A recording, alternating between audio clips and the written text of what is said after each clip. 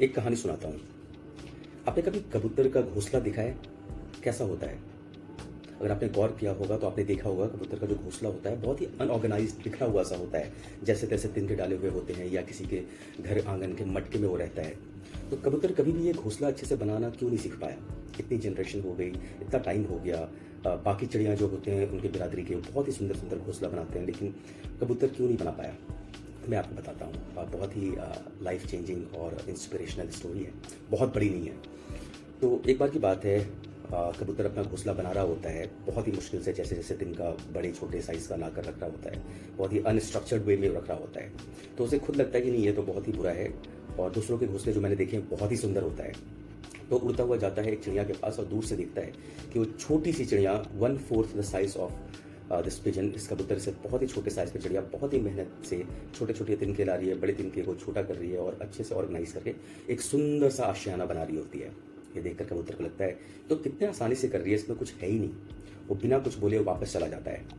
वापस जाता है, वो भी छोटे छोटे तिनका लेकर आता है और रखने की कोशिश कर रहा होता है। बहुत टाइम बीत जाता है, बहुत ही फ्रस्ट्रेट हो जाता है, लेकिन वो उतनी आसानी से नहीं कर पा रहा था। तो एक ह्यूमन बिहेवियर ये है, जब हम किसी को कोई काम बहुत ही आसानी से करते हुए देखते हैं तो हमें लगता है दिस इज़ रियली ईजी, बहुत ही सिंपल काम है। हम ये बिल्कुल नहीं देखते कि उसके पीछे जो मेहनत और टाइम और लगन लगाया है उसने, उसकी वजह से आज वो इतने आसानी से वो काम को कर पा रहा है।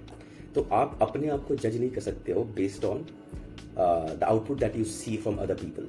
वैसे ही कबूतर ने ये समझा कि बस ऐसे ऐसे करना है और इट्स डन। कबूतर से वो नहीं हो पाया। फिर कुछ हफ्तों बाद वो वापस जाता है चिड़िया के पास और दिस टाइम प्रोएक्टिवली पूछता है कि आप ये कैसे करते हो और मेरी भी मदद करो घोंसला बनाने के लिए। तो बहुत ही रिक्वेस्ट करके चिड़िया को लेकर आता है। चिड़िया बहुत ही पोलाइटली वहाँ पे आ जाती है, कहते हैं कि हाँ मैं मदद करूँगी, मैं सिखाती हूँ तुम्हें कि कैसे घोंसला बनाते हैं सुंदर से।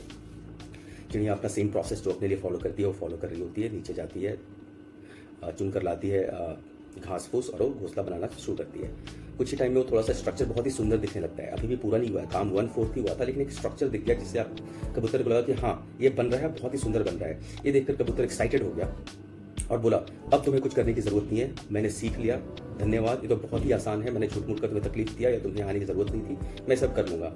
चिड़िया थोड़ा सा सोची कि क्या ये कर पाएगा, अभी तो इससे मैंने पूरा सिखाया भी नहीं है, लेकिन कबूतर खुद ही इतना कॉन्फिडेंट था।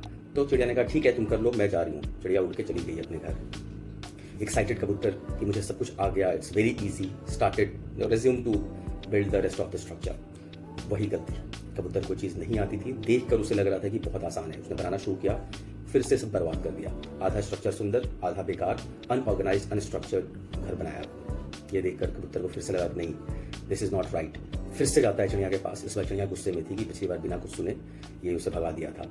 बहुत ही मिन्नतें करता है कि चिड़िया वापस मान जाती है आने के लिए कि इस बार मैं बताती हूँ, पूरा घर बनाती हूँ तुम्हारा, तुम शांत रहना। बड़ी मुश्किल से वो मानकर आती है।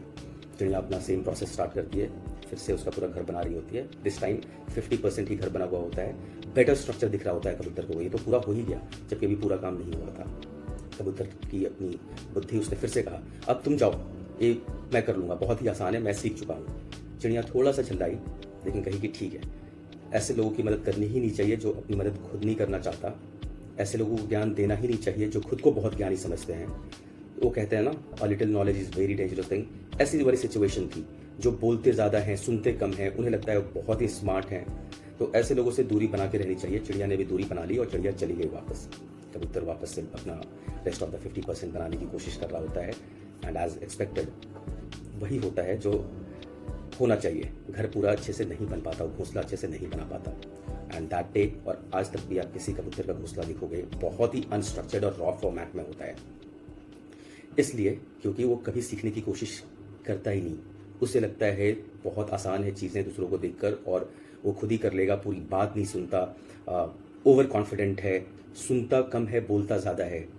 तो ये कहानी है, and this is so appropriate in our real world, human world as well. हम में से बहुत लोग ऐसे हैं जिनको लगता है कि कुछ चीज़ें बहुत आसान है just by looking at other people doing the same task. भूल जाते हैं कि उसके पीछे कितनी मेहनत और लगन लगती है। कुछ लोगों की सुनने की, ना सुनने की बीमारी होती है, बोलना ज़्यादा पसंद करते हैं। एक चीज़ हमेशा याद रखना, बहुत ही इंपॉर्टेंट वर्ड्स है, when you listen you learn 100% of the things that you are listening, but when you are talking, when you are saying, you are only talking and saying the things that you already know. You are not learning anything new. तो सुनने में कोई बुराई नहीं है, सुनने में केवल आप सीखोगे, बोलने में बस आप वही बोलोगे जो आपको मालूम है। और कभी भी जल्दबाजी ना करें। कोई अपना टाइम देकर आपको कुछ सिखा रहा है, उसके टाइम की कदर करें। टाइम की कदर आप नहीं करोगे, अपने से ज़्यादा दूसरों की टाइम की कदर नहीं करोगे, तो मुश्किल होगी। लाइफ में आप हमेशा ही ऐसे अनऑर्गेनाइज रहने वाले हो, आधे अधूरे काम करने वाले हो, किसी काम को पूरा नहीं सीखने वाले हो। एक काम को थोड़ा सा सीखा, दूसरे में गया, उसमें थोड़ा सीखा, तीसरे में गया। तो don't be jack of all trades and master of none.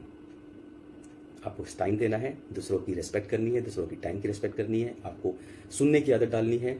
हमेशा बोले कम, सुने ज़्यादा। अगर ये हैबिट आप इनकलकेट कर लेते हो अपने लाइफ में, trust me, it's going to change your life positively. I again thank you so much for watching this video. आपको ये पसंद आया, लाइक करें, and if you think sharing this video to someone else can help them grow in their life, आप share करो। और अगर आप चैनल को सब्सक्राइब करते हो, that will motivate me to create such content, more such content for you guys. Thank you so much for your time again and have a great day ahead.